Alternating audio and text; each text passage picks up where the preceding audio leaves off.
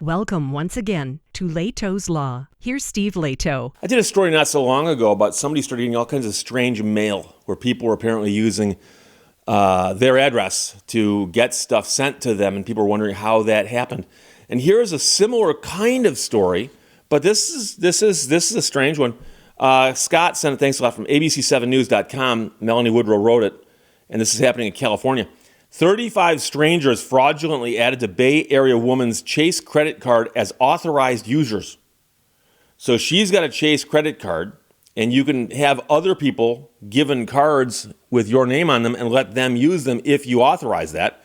And here she says 35 strangers were fraudulently added to her credit card. And now she caught it, but of course it's a mess. So Walnut Creek woman says Chase Bank allowed dozens of people to be added as authorized users to her credit card without her knowledge or approval. 35 credit cards in other people's names showed up in her mail. So she's frustrated by the bank's response, so she called 7 on Your Side, got the TV station involved. She starts reading off 35 names added as authorized users to her Marriott Bonvoy Chase credit card. And there's Marcia, Chantella, Tawana, Sean, and so on. And they all have last names, but they're not friends or family. They're all names that she has never heard of before.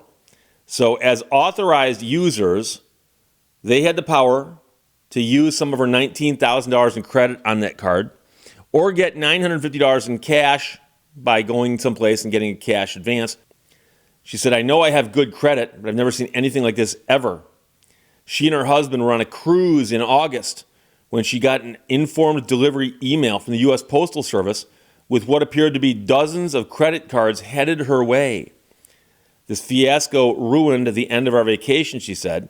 She says she got in touch with Chase from the cruise ship. They were just very basic and said, oh, okay, yeah. Maybe it's a computer glitch. We'll stop it.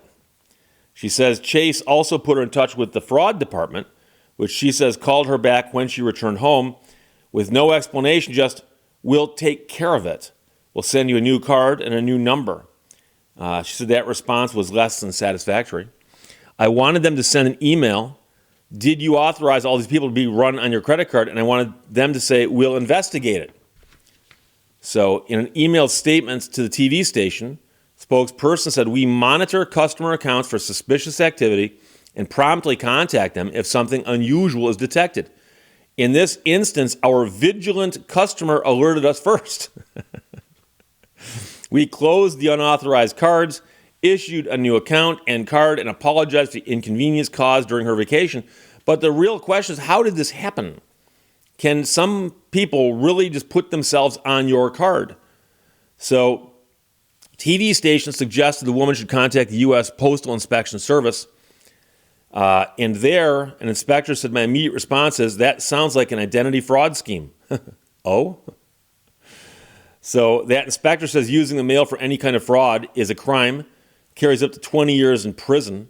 He says the perpetrator could be overseas or right here in Contra Costa County. Now here's the question. These cards are being sent to her address while she was on a cruise. And it makes me wonder if that is mere coincidence or if that's actually part of the plan. Somebody found out she's going on a cruise because these things were being mailed to her house.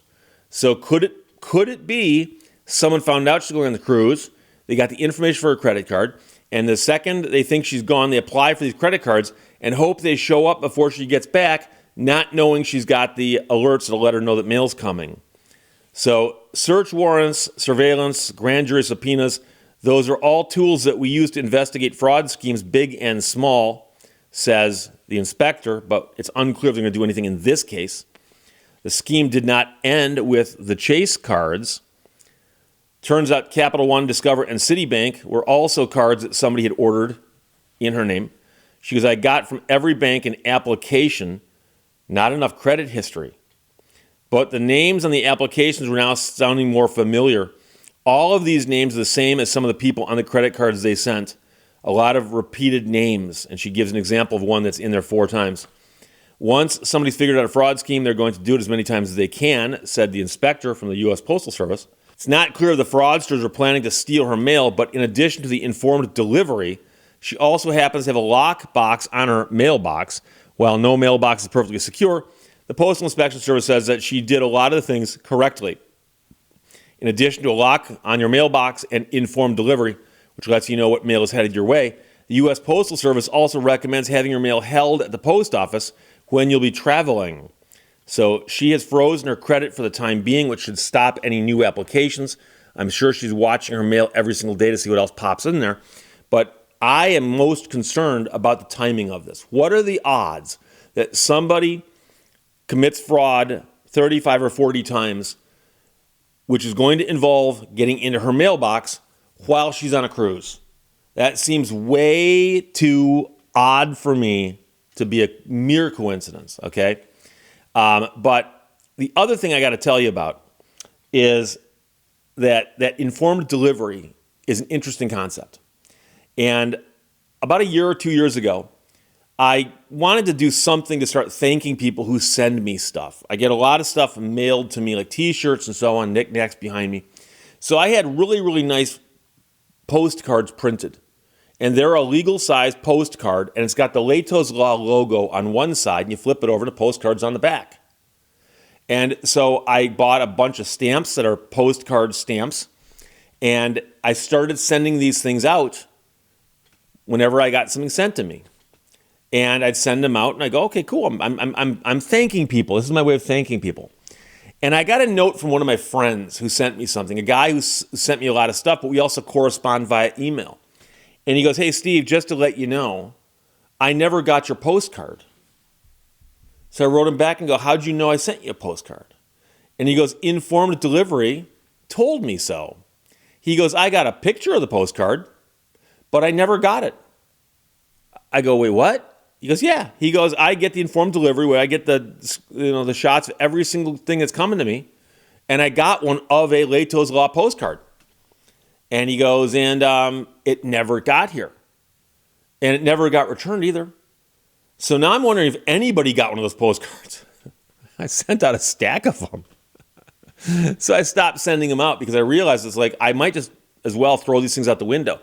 And I don't know why that would be the case. At my post office, the postmaster and I talk all the time because I'm in there all the time and it's a small post office. And back then I asked the postmaster, I go, is there something wrong with this card? And she goes, no, why? And I told her the story. And she goes, that's strange. I said, well, it's frustrating because now I'm wondering if I just wasted a bunch of cards and a bunch of postage for nothing. I don't know. But that's an interesting service they offer, the informed delivery. And of course, it's what allowed this woman to catch that this was happening while she was on vacation. So 35 strangers apparently got cards for her account, and then other cards sent for new accounts opened up likewise by total strangers in her name. And they were all coming to her mailbox. And so whenever you hear stories about people running scams that involve mail being sent someplace, your first thought is, oh, that makes them easy to catch. You go to the address and find them there. No, they often have the stuff sent to other addresses, or in this case, sent to her address, presumably hoping that they can get to her mail before she can. So I'm still very, very skeptical about the story in that it sounds like somebody may have known she was going on a cruise and when she was going on a cruise. And that's what I'd be most curious about. If I was an investigator, I'd start asking questions. Okay, who would know this? And what might be their connection to this? So it's a wild story. There's a lot we can learn from this one. But 35 strangers were fraudulently added to her Chase credit card as authorized users. She didn't know who any of them were, and they were all being delivered while she was on vacation on a cruise far, far away on a boat. Melanie Woodrow wrote that, abc7news.com, published it, and Scott sent it. Thanks a lot. Questions or comments, put them below. Let's talk to you later. Bye-bye. Thank you for watching Lehto's Law. No one ever says it's only a game when their team is winning.